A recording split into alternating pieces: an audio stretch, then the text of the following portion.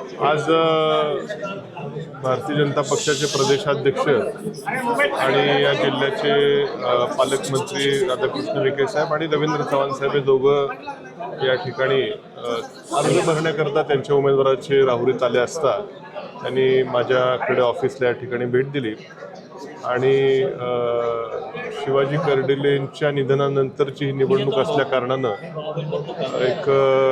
ही निवडणूक न लढण्याची त्यांनी या ठिकाणी विनंती केली.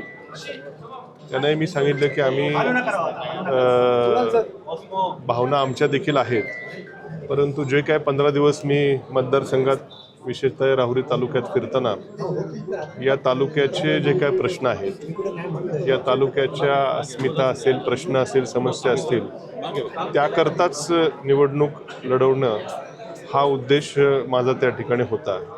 कारण की या तालुक्याला विधानसभेमध्ये प्रतिनिधित्व मागच्या 20 वर्षामध्ये फक्त 5 वर्ष मिळालेलं आहे.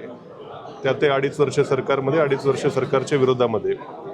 आणि या तालुक्याचे काही महत्त्वाचे गहन प्रश्न निर्माण झालेले आहेत आणि त्याकरता निवडणूक लढवावी हा माझा आग्रह होता.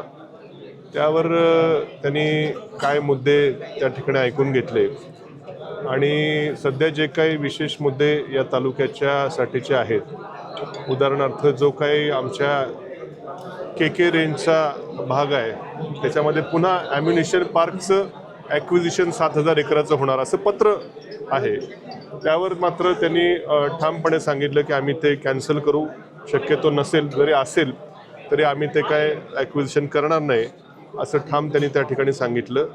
या डॉक्टर तनपुरे सहकारी साखर कारखान्याचं NCDCकडे कर्ज प्रकरण मंत्रिमंडळाच्या बैठकीसमोर बहुतेक असणार आहे.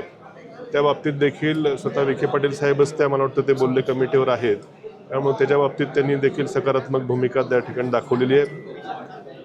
राहुरी नगरपालिकेला एक मोठ्या प्रमाणामध्ये रस्त्यांकरता आम्ही तर आश्वासन दिलं होतं, तर त्याकरता देखील त्यांनी वरती बोलून सकारात्मकता दर्शवलेली आहे.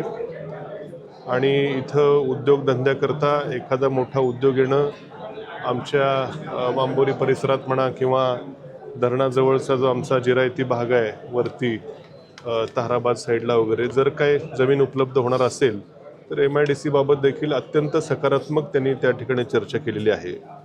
आणि